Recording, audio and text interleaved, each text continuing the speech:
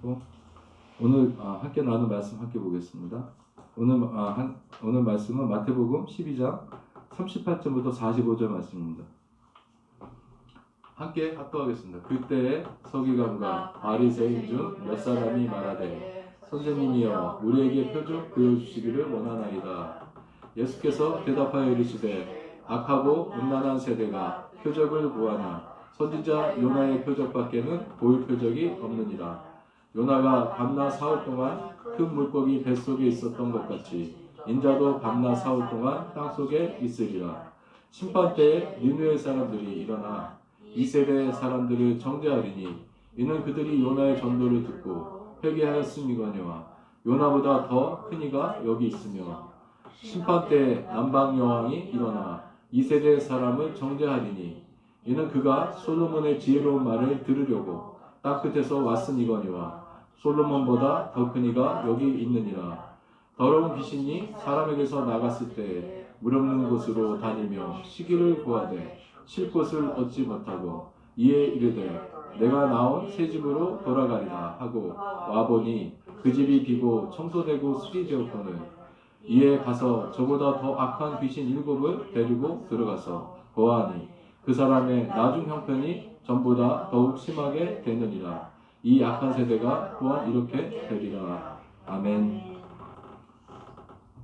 예, 오늘 말씀 제목은 믿음 없는 세대의 표적이라는 제목으로 했습니다. 예, 그 사진을 보시면 저 사람은 그 독일 그 히틀러가 독일 그 나치당의 선전부장을 했던 그 파울 요제프 게베스입니다. 그 사람이 워낙 그 선동에 그 많은 일을 했기 때문에 좀 보시면 알지만 그 타임지 미국 타임지에 이렇게 표지물이 될 정도로 굉장히 그 선동에 그 뛰어난 사람이었습니다. 그 사람이 말한 말 중에 하나가 제가 있어서 이렇게 한번 한 게 뭐냐, 중요한 것은 무엇을 믿느냐가 아니라 무엇인가를 믿는다는 사실 그 자체이다. 제가 이 말 뜻을 생각하려고 계속 생각을 해봤어요. 근데 결론은 뭐냐면요, 이 사람이 뭘 하는지를 우리가 정확히 모른다는 거예요. 그냥 이게 저 사람이 저런 말을 하는 의미가 있지 않을까. 사람들을 미혹한다는 거죠. 사람들을 미혹해서 넘어간다는 겁니다. 그래서 다음 장 넘기시면 이거는 이제 게베스가 했다고 얘기하지만 실제 게베스가 했는지 안 한지는 분명하지 않은데, 근데 사람들이 어떻게 생각하냐면 게베스가 했던 그런 선전선동의 일들이 분명히 이런 것들을 바탕으로 했을 거라고 그래서 게베스 연결지어서 많이 얘기합니다. 같이 제가 읽으면 선동은 한 문장으로 가능하지만 그것을 반박하려면 수십 장의 문서와 증거가 필요하다. 그리고 그것을 반박하려고 할 때에는 사람들은 이미 선동되어 있다. 이런 말씀입니다. 그러니까 이런 일들이 너무 많이 벌어져요. 그래서 다음 장 보시면은 선동이라는 말이 우리 그 영어로 프로파간다라고 해요. 프로파간다. 많이 들으셨을 거예요. 요즘 아주 많이 나와서. 근데 이런 뜻이 뭐냐면 일정 의도를 갖고 세론을 조작하여서 사람들의 판단 행동을 특정의 방향으로 유도하는 거예요.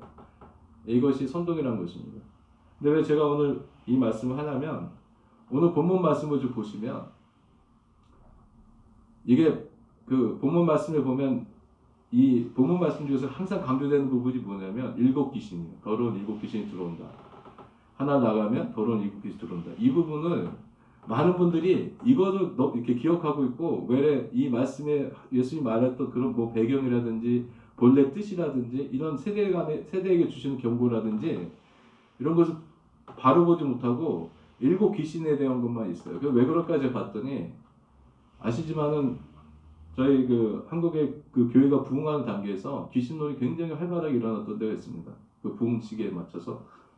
그러면서 이것들이 그냥 이렇게 퍼져나갔는데, 제가 왜 선동 이거 개념 짓냐면, 우리가 어떤 분명히 귀신, 그 7 귀신에 대한 부분이 나오니까 이거는 틀린 말은 아닌데, 이것으로 인해서 성경 전체가 오도됨을 통해서 사람들이 집중이 그 하나님 예수님이 말한 그 집중이 가는 게 아니라 다른 쪽으로 흘러간다는 거예요.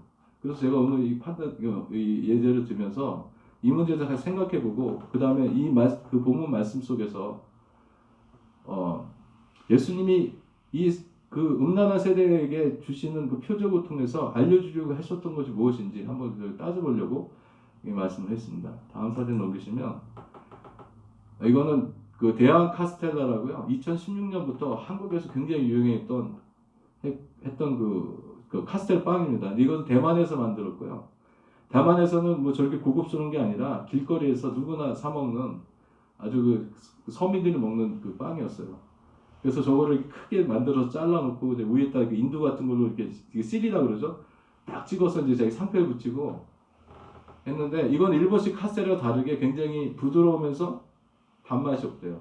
그래서 그 안에다 뭐 크림이라든지 이런 걸 곁들여 가지고 먹으면서 한국 안에서 굉장히 선풍적인 의미가 있었어요. 왜냐하면 카스텔과 다르게 다른 거 애드하니까 사람에 따라서 그 각자 독특한 음식을 만들 수 있고 굉장한 사업으로 사람들이 붐이 일어났는데 어느 날 이 빵이 순식간에 사라졌습니다. 왜 사라졌냐면 그 방송 중에 X 뭐 하는 그 프로그램이 있어요. 음식 같은 거 하던 그 프로그램이 있는데 여기서 이 음식은 이제 대만에서 서민들이 먹던 음식이잖아요. 그러니까 서민들이 먹다 보니까 버러 대신에 값싼 식용유로 해가지고 이 젖빵을 만들었어요. 저렇게 특성을 갖게. 그런데 그 방송에서 그 버러가 안 들어가고 식용유가 들어간다고 그것만을 강조해가지고 사실이잖아요. 식용유 들어가니까. 근데 그 이유나 이런 거 상관없이 그것만 발표를 했어요. 그랬더니 그 보도 시청자들이 저 식용유 좀 나쁜 거 몸에 나쁜 거 아니야? 그 건강에 나쁜 거 아니야? 저 값싼 식용유 넣고 저렇게 비싸게 받으니까 저거 사기 아니야? 이런 식으로 돼가지고 이 빵에 대한 그 나쁜 여론이 확 일어났어요. 그러니까 저 사업하시는 분들이 그걸 만회하려고 얘기를 했더니 더 이렇게 더 된 거예요. 제가 이 말씀 주면서 저 대왕 카스텔라를 본 게 뭐냐면 분명히 식용유 넣어서 만드는 게 대왕 카스텔라인데 그렇지 않습니까? 근데 식용유 대신 버러를 안 넣었다고 저거는 대왕 카스텔라 그러니까 저게 아니라고 하면서 저걸 안 먹는다는 결국은 사라졌어요. 20년 전에 모든 그 업체들이 다 문을 닫고 요즘에 다시 누군가 또 시작한답니다. 조금 여론이 바뀌어서.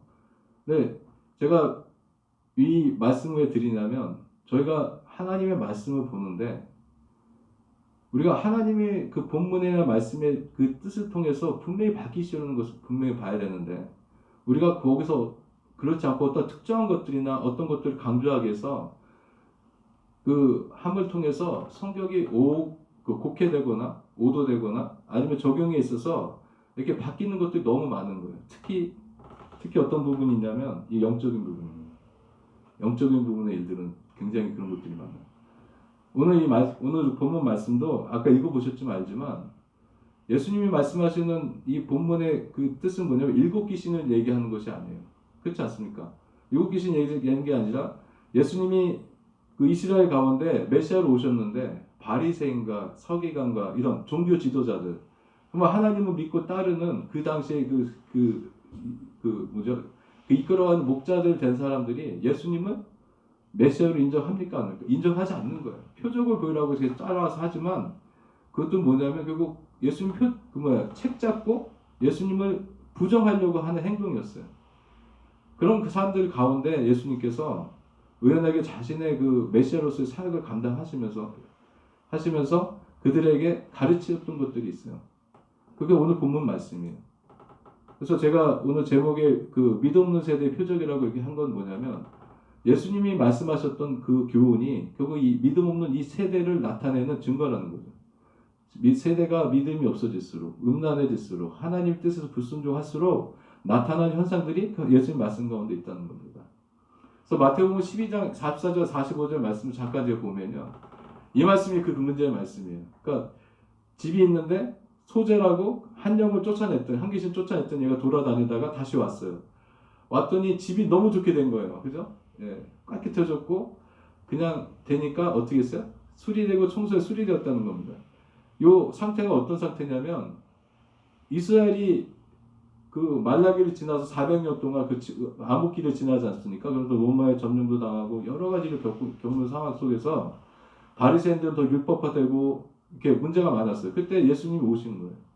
예수님이 오셔가지고 이 문제된 집을 새롭게 세우신 거 아닙니까? 성전보다 더 큰 이가 나라고 말씀하신 것처럼 그렇게 무너진 어떤 영적인 어떤 영적인지 육적인 모든 분야에 예수님께서 새롭게 세우셨어요. 세우셨는데 문제는 뭐냐? 그래서 그들이 하고 있던 한 영을 쫓아냈는데 문제는 예수님을 우리의 메시아로 나의 주인으로 나의 내 마음의 그 중심 가운데 왕으로서 예수님을 받아들이지 않는 거예요. 받아들이지 않으니까 어떻게 되냐면 집은 새롭게 깨끗하게 됐는데 안에 주인이 없어요. 오늘 12장에 보면 어떻게 되냐면 결박하는 자가 있지 않습니까? 예수님 얘기하죠. 결박하는 자가 있는데 결박하는 자를 결박하고 난 다음에 들어오자는 거 아닙니까? 그러니까 뭐냐면 그 집을 지킨 자가 없는 거예요. 집을 지킨 자 없으니까 어떻게 되냐면 일곱의 더러운 영이 들어왔다는 겁니다. 그래서 여기서 일곱이라는 숫자를 제가 이렇게 묵상하다 보니까 일곱이라는 숫자로 그냥 일곱 개의 뭐 더러운 영 이렇게 해석하면 좀 어폐가 있다는 거죠. 그래서 제가 생각할 땐 일곱이라는 완전수 아닙니까? 충만수예요. 왜냐하면 그렇게 해서 한 영을 쫓아내고 만들어준 데서 예수님이 그 주인이 없으니까 그 다음에 일곱 귀신 들어왔다 더 아까 일곱 귀신 들어왔다는데 이 말은 악한 영으로 충만해졌다는 거예요. 악한 영 충만해졌다는 겁니다. 그래서 그걸 또 다른 바울사도 얘기했던 뭐냐면 성령의 소멸과 관련이 있다는 거죠. 그러니까 그렇게 해서 악한 영이 충만해지니까 성령이 소멸되니까 이 사람들한테 더 이상 소망이 없는 거예요.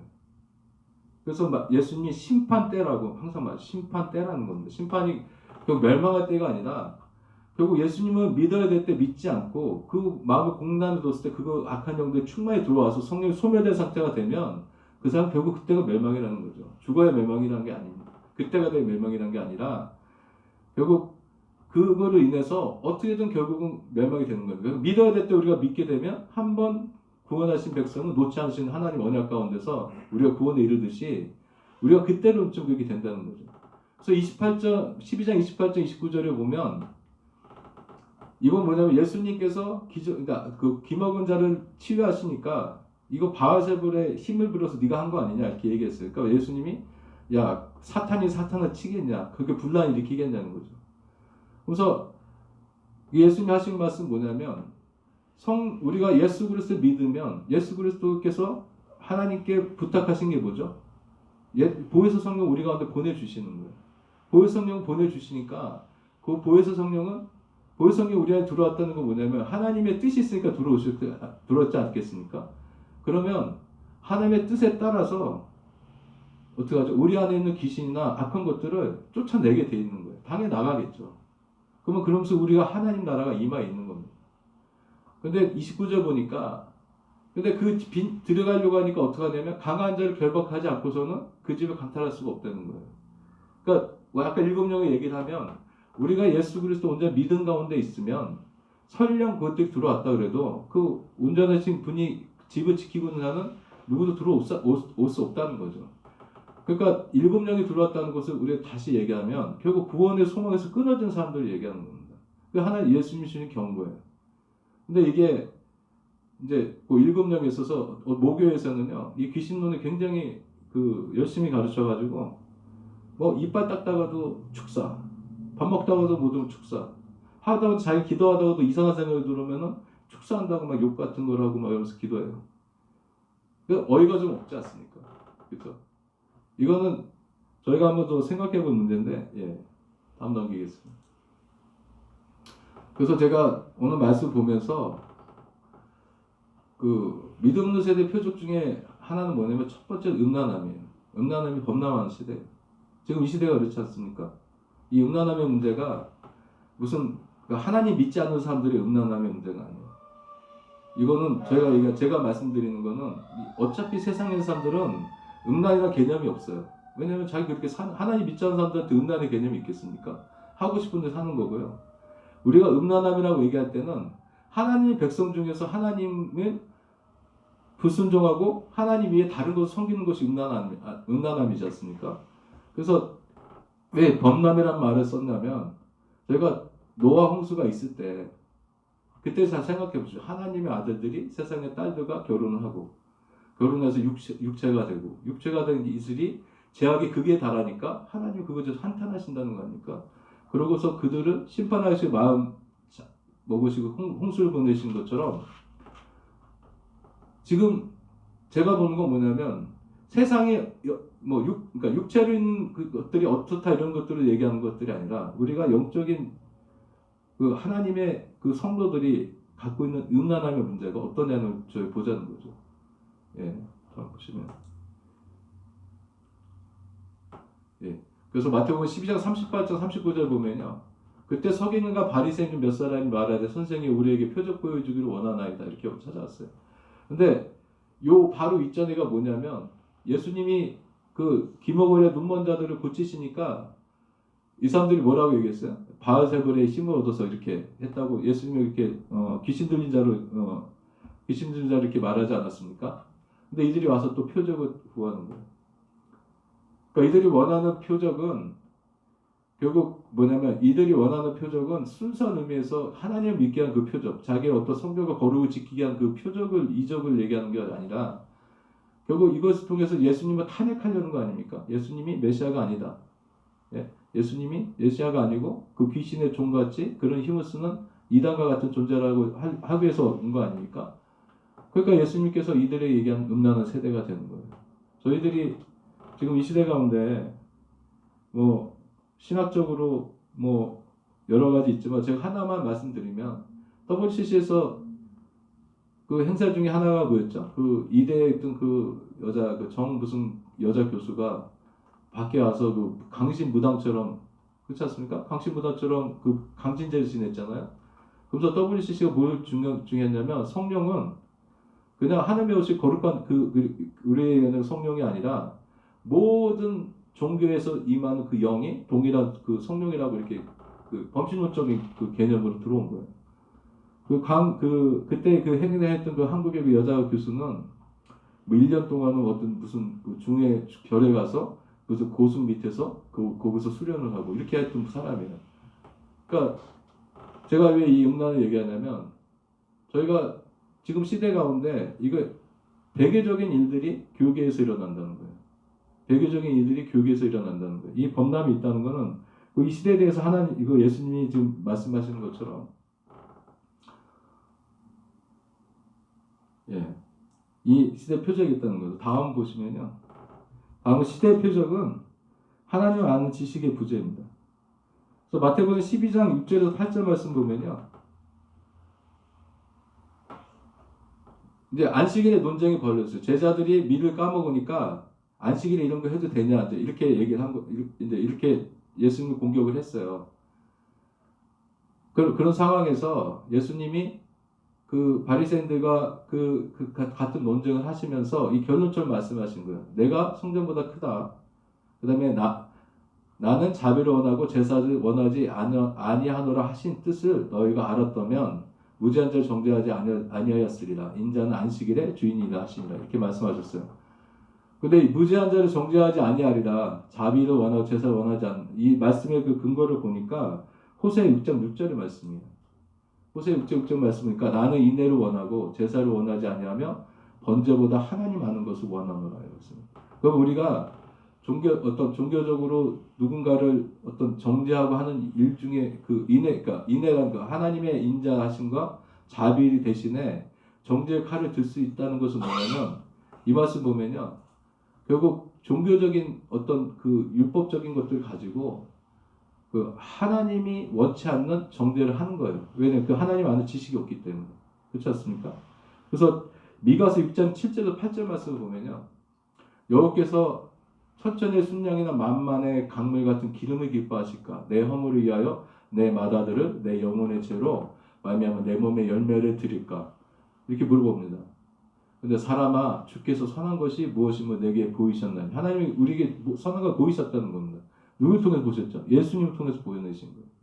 예수님의 그 요나의 표적과 같이 십자가 못 박혀 죽고 사흘 만에 다시 일어나셨던 그것을 통해서 우리에게 보이셨는데요. 그게 뭐냐면 첫 번째는 정의를 행하는 거예요. 오직 정의를 행하는 거예요. 여기서 정의라는 단어는요.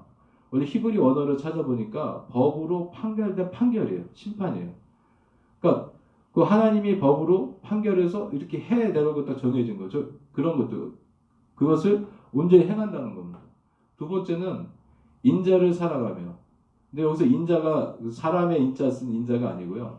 우리가 인자하다, 자비롭다 할 때 인자입니다. 그러니까 인자를 베풀기를 사랑한다는 거, 긍휼을 베풀기 사랑한다는 겁니다. 그 다음에 세 번째는 겸손하게 하나님과 함께 행하는 것이 아니냐 하는데 여기서 행하다는 뜻은요. 쉽게는 함께 걸어가다는 뜻이에요. 걸어가다는 뜻입니다. 그러니까 하나님께서 우리에게 바라시는 것은 하나님의 그 정의, 하나님이 원하시는 정의를 온전히 행하고 그 다음에 하나님 우리를 사랑과 긍휼로 우리를 택하신 것 같이 우리가 그 사랑을 그 긍휼을 베푸기를 사랑하는 거, 기뻐하는 거고요. 나머지 세 번째는 하나님과 같이 동행한다는 거예요. 하나님과 같이 동행한다는 그 뜻은 결국 우리가 우리의 죄를 허물을 벗고 하나님과 연합해서 하나님께 순종해서 같이 나가는 거 아니겠습니까? 근데 이런 것들이 가능하려면 결국 뭐냐면 선한 것이 무엇인지 여호와께서 그 원하시는 게 구하시는 건 무엇인지를 우리가 바로 아는 지식이 있어야 가능하다는 겁니다.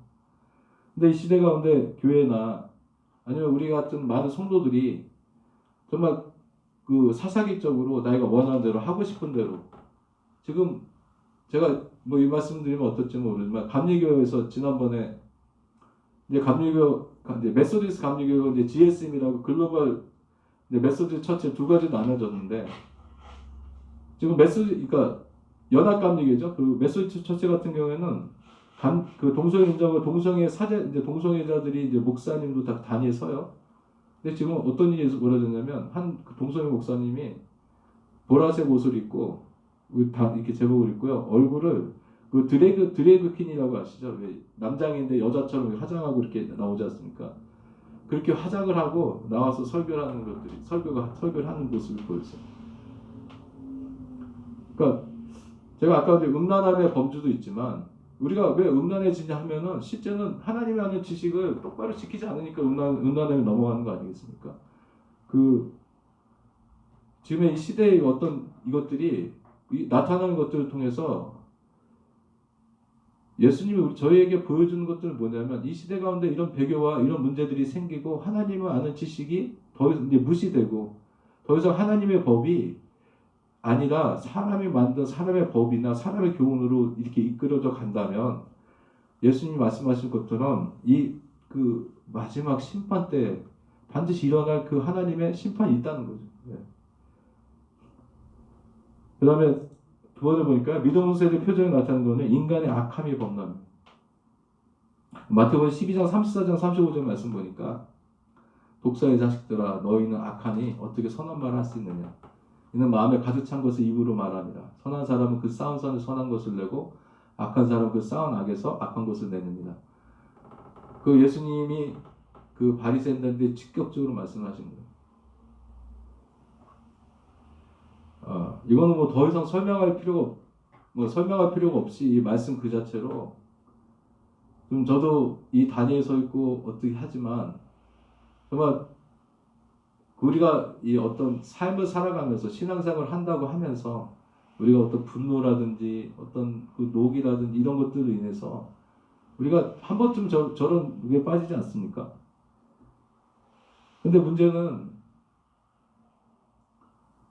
저들이 이 독사라고 하는 말처럼 어떤 뭐 정직하게 나는 이런 사람이야, 나 이렇게 악해, 이렇게 하면 좋은데 그게 아니라 실제는 광명한 천사같이 자기를 외식하면서 속에 그 악함이 있다는 거죠. 독을 품고 있다는 겁니다. 그 독을 품음을 통해서 누군가에게 그 하나님 일을 벌이고 있기 때문에 그 문제라는 거죠. 그래서 이 시대가 저희가 이 시대를 어떻게 보냐고 하면 언제도 항상 그 시대 가운데 이런 악함이 없었다고는 얘기할 수 없지만 그렇지만 지금 점점점 이 악함이라든지 죄에 대해서 부끄러움도 없어지고 그거에 대해서 이렇게 나가지 않는 것들이 너무 많은 거예요. 그래서 에베소 4장 31절 32절 말씀 보니까 너희는 모든 악독과 노함과 분냄과 떠드는 것과 비방하는 것을 모든 악에 함께 버리고 서로 친절하게 하며 불쌍히 여기며 서로 용서하기를 하나님이 그리스도 안에서 너를 용서하신 것 같이 하라. 그렇습니다. 정말 이 말씀처럼 정말 하나님이 그 그리스도 안에서 우리를 용서하신 것 같이 우리가 그 형제와 자매들에게 아니면 교회 어떤 그 관계들 속에서 이것도 온전히 행할 수 있게 정말 축복드립니다. 축원합니다. 저희가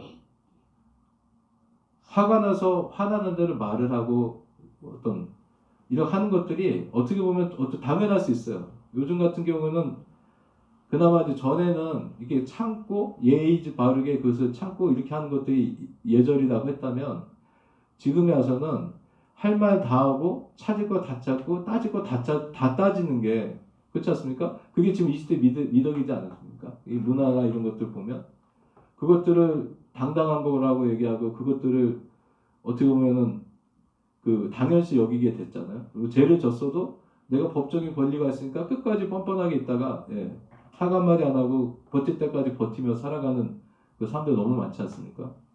근데 하나님이 중요한 건 뭐냐면 이런 현상들이 나타날수록 이 시대는 믿음이 없는 거고 이 시대는 음란한 거고 이 시대는 정말 소망이 없는 그 때로 좀 가고 있다는 겁니다. 다음 세대는 믿음이 없는 세대의 표적은요. 회개의 부재입니다. 마태복음 22장 41절 보니까 심판 때 니느웨 사람들이 일어나 이 세대 사람을 정죄하리니 이는 그들이 요나의 전도를 듣고 회개하였음이거니와 요나보다 더 큰 이가 여기 있으며. 이 말씀을 들으면 그 예수님이 메시아로 오셔서 세례요한과 함께 회개하라 천국이 가까웠다 회개하라 천국이 가까웠다 이렇게 그 천국 복음을 선포하시면서 나왔는데 바리새인과 서기관들과 기득권을 갖고 있던 많은 이들이 예수님을 인정하지 않았어요.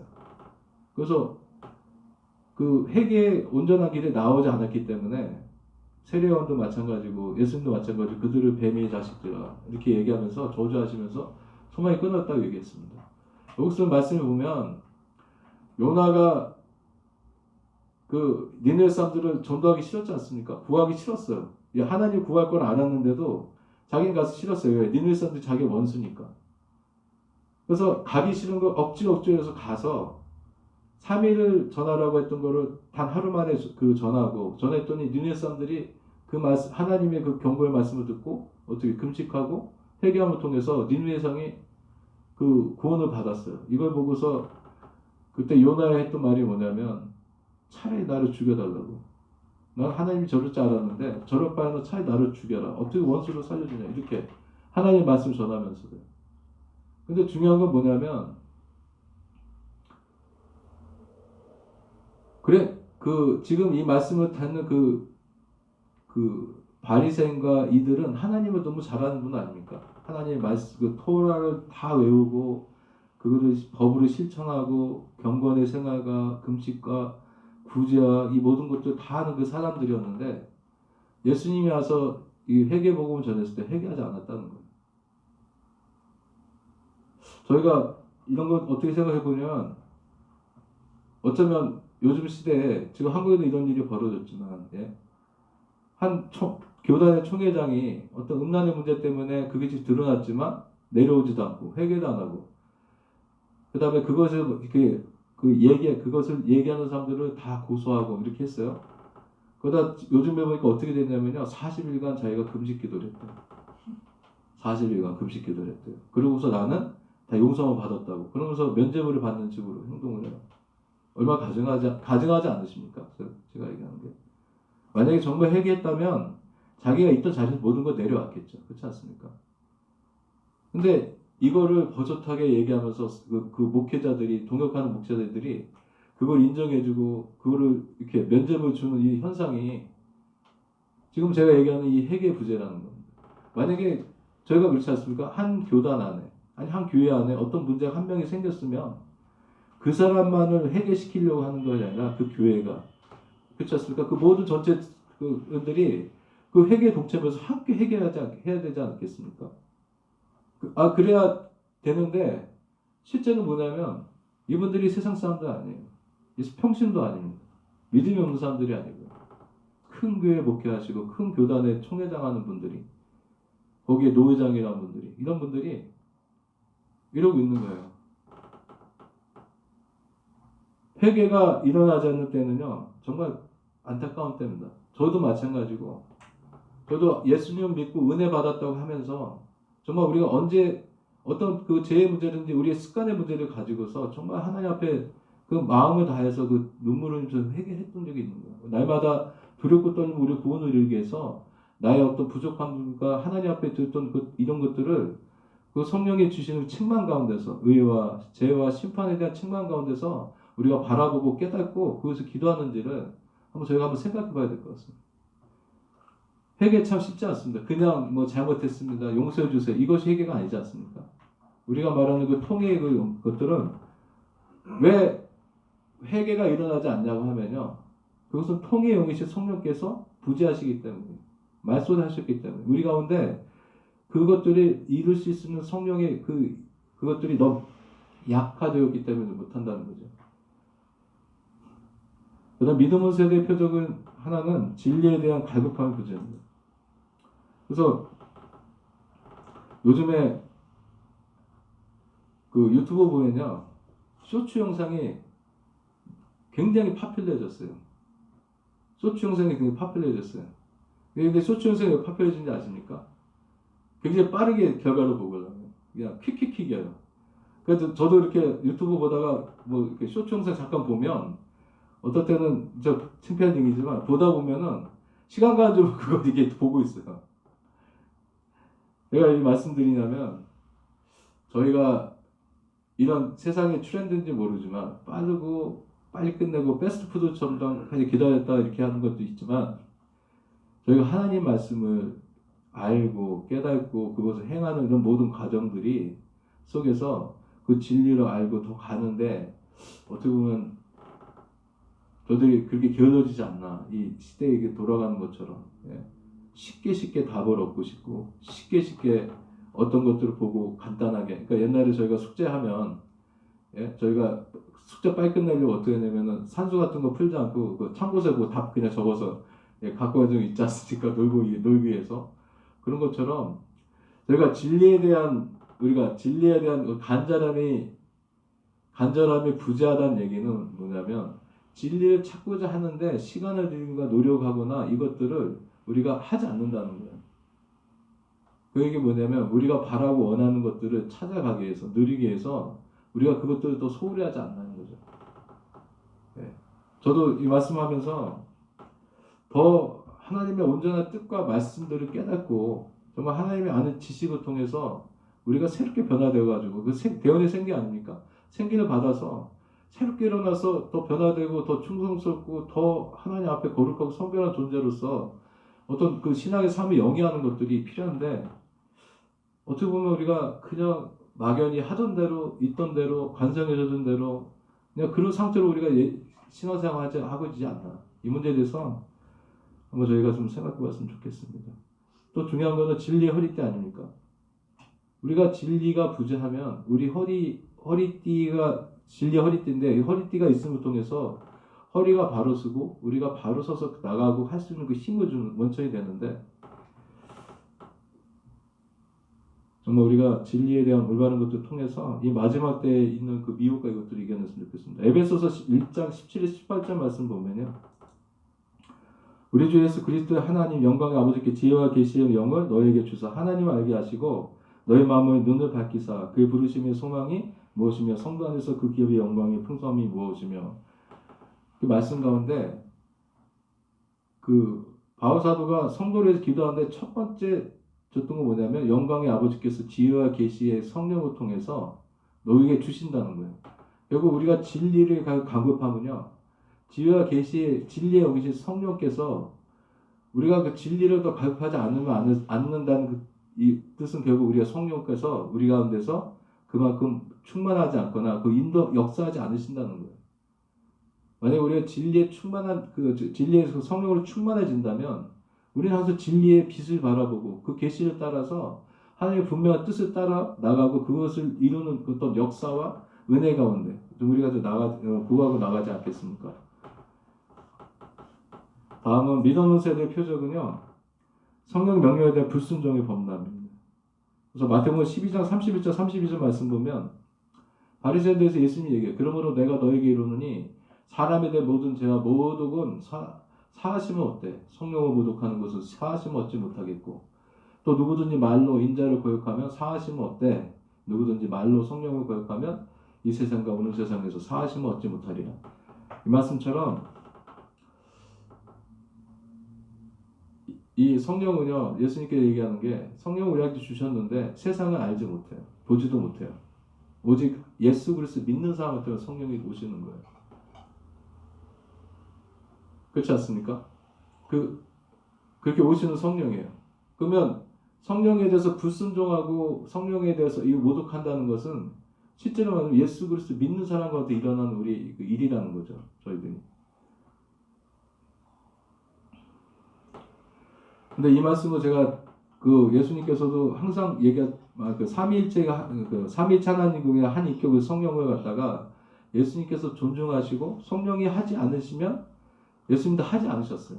그 모범을 보이셨던 것처럼 우리가 날마다 삶 가운데서 이 성령의 충만함과 성령께서 우리 어떤 지혜와 계시로 우리 가운데 생명의 음성으로 우리에게 알려주시는 것들 따라서 성령의 소욕에 따라서 살아갈 때 결국 육의 생각은 죽음 사망이요 영의 생각은 생명이라고 말씀하신 것처럼 우리가 성령의 순종을 통해서 우리가 온전한 생명에 이르는 그 유일한 길이라고 저는 믿습니다.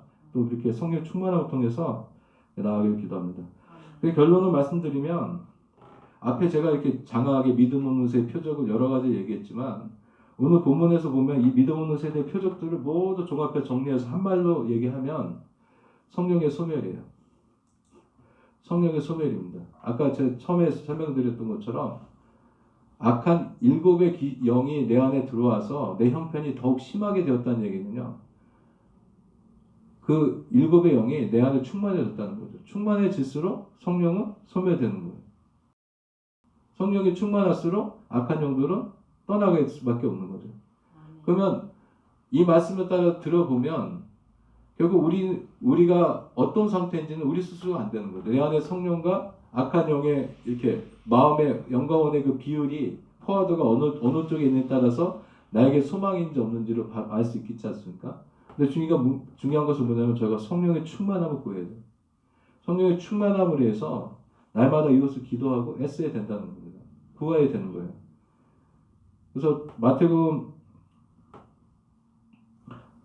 12장 28, 29절 말씀 보면 아까 했던 말씀인데요. 그 반복이지만 그러니까 성령에 힘입어서 귀신을 쫓아내는 것이면 하나님 나라가 우리에게 임한다는 거예요.